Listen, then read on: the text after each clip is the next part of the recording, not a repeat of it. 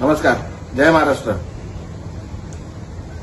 जो प्रकार माझ्यात आणि पत्रकारांमध्ये हा झालेला आहे त्याच्यासाठी मी मनापासून दिलगिरी व्यक्त करतो आणि हा प्रकार का घडला हे जरा आपल्याला सांगू इच्छितो.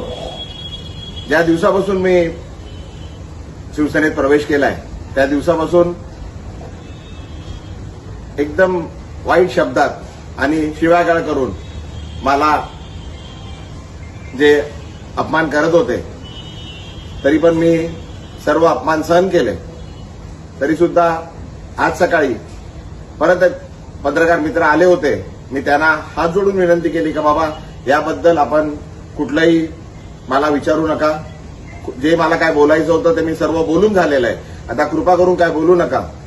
मी हात जोडून त्यांना विनंती केली. वारंवार मी सांगत आलेलो आहे का बाबा हे सर्व प्रकार हा माझा आहे.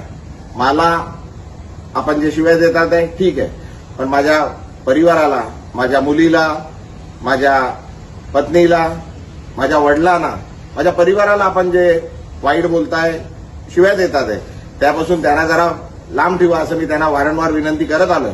तरी सुद्धा आज सकाळी पण पुन्हा एकदा माझ्या पत्नीबद्दल, माझ्या वडिलांबद्दल वाईट शब्द, वाईट गोष्टी सांगण्यात आल्या, खोट्या गोष्टी सांगण्यात आल्या आणि तरी ते पत्रकार त्याच गोष्टी परत विचारण्याकरता आल्या. माझ्याकडून त्यांना विनंती करण्यात आली पण त्यांनी न थांबता ते चालू राहिलं. त्याच्यात जरा वाद जरा जास्त झाला. माझ्याकडून चुकीने काहीतरी अपशब्द निघाले.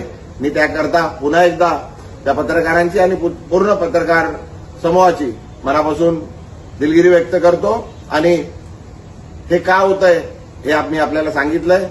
कृपा करून आपण मी जे केलंय, मी जे प्रवेश केलाय त्याच्यासाठी ठीक आहे. माझ्या परिवाराला, माझ्या मुलीला, माझ्या परिवाराला, माझ्या पत्नीला, माझ्या वडिलांना जे हयात नाहीये, माझ्या आईना आणि माझ्या पूर्ण परिवाराला याच्यापासून जरा लांब ठेवा अशी आपल्याला विनंती करतो. धन्यवाद. जय हिंद. जय महाराष्ट्र.